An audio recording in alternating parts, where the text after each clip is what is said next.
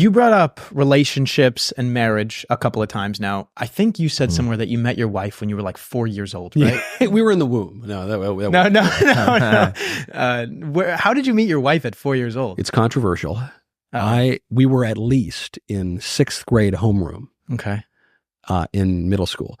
But we may have met in 5th grade district orchestra because I was the, 52nd chair of second violin and she was 53rd or something. But we don't really remember it. I mean, this was a long time ago. Sure. And so then in the 8th grade, she had a crush on me.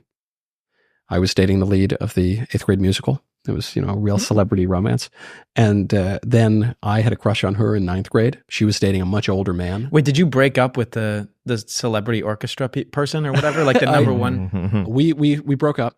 What happened? It was a real torrid love affair. I don't know. One of us didn't hold the other's hand or something. It was there's got to be more than that. A few weeks of passion. Yeah, it was just a few week-long relationship. It was. In middle school, a few weeks is like you're married for 10 years. Right. That's pretty long. Sure. But then 9th grade, my wife was dating this much older upperclassman in high school. Oh, I was furious. But then they broke up, and then we started dating in high school. Who made the first move? I guess I did. Yes, I do. You remember what you said? I do, actually. I remember she had broken up with her boyfriend, and I instantly said, "Oh, we should go watch a movie."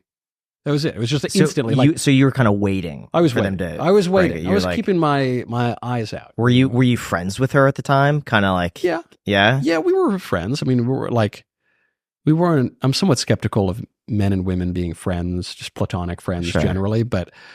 We were, but you kept your foot in the door a little bit. Yeah, you kept your foot, and that's why you're skeptical, maybe. That is why, yeah. Because you were the exact example, man. Yeah. Okay, I see. And then you ever met a girl you tried to date? When did you realize that this girl you were dating in 6th grade or whatever you said it was? Yeah. Or 9th grade? 11th grade we started dating. Okay. Yeah. Was going to be the one. Pretty quickly, I realized it. My wife and I split for college. We're very... we regret this now, but at the time, you got to put yourself in liberal New York. It's amazing how backwards everything was. Everyone in our lives said, you have to split for college.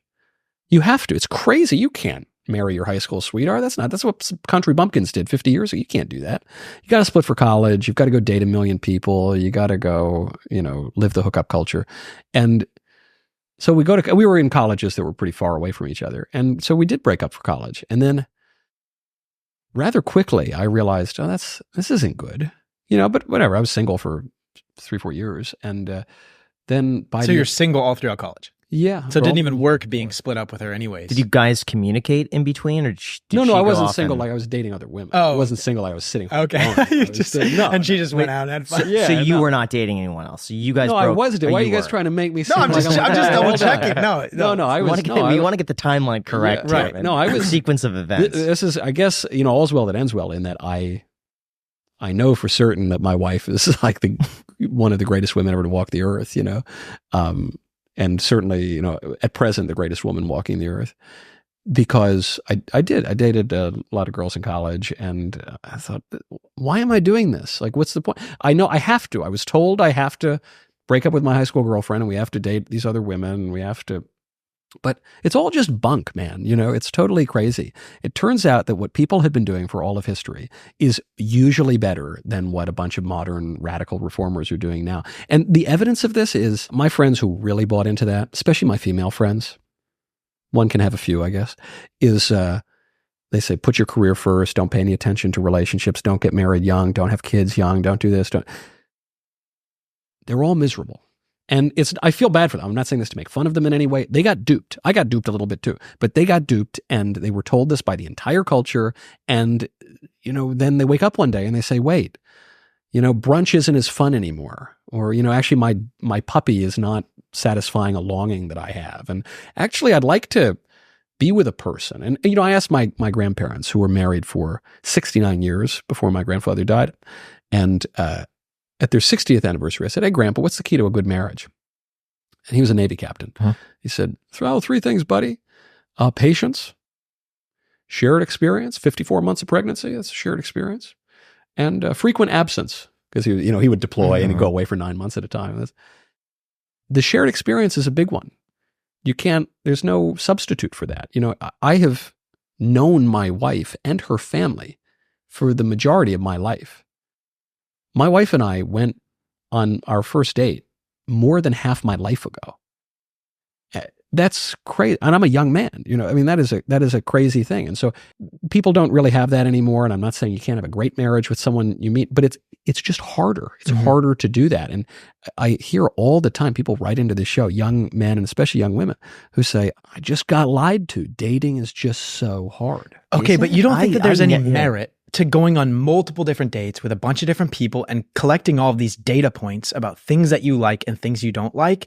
And then once you have this rubric, finding someone that kind of fits all of those things. I do think that there is merit in knowing what you know and liking what you like and finding that in someone else. So this gets to another disagreement about human nature, which is some people say you need to go figure out who you are, and then you need to find that person who will match perfectly with you. The other view of human nature is that we grow together or we grow apart. So I think it's very hard if someone, is single until they're 40 and they date a million girls and they, have their career and they do whatever they want. It's going to be very hard to find someone who fits perfectly into that. You've got a life. You've built a kind of life. You're more set in your ways. You've cultivated habits that are going to be harder to break the longer you do them and the older you are. If you and a person grow from a young age together, look, there's a risk you might grow apart. There's a risk you might have some big blow up and disagreement. Now, I guess that's always a risk with any relationship, but more likely you're going to grow together. My wife's views are going to influence my views. My views are going to influence my wife's. Our behavior is certainly going to influence each other's behavior. And so that view you're describing, it's the most popular view by far of everybody. But I think it mistakes how human nature really works. Liberalism, lowercase l liberalism, I'm not even just talking about the modern crazies, but this whole idea of modernity views man primarily as an individual. And we do our own thing and leave me alone and don't yuck my yum and don't bug me. To oversimplify it, the Enlightenment liberals were wrong. Aristotle was right. Man is a political creature or a social creature. We don't make any sense outside of our social environment. And the basis of that, the fundamental political and social unit, is marriage, is the family, because we're a coupling creature as well. And so if you can couple with a good person, you don't pick a bad one at a young age, you're going to grow up together and you're going to be different people as a result of that than you would have been had you gone separately.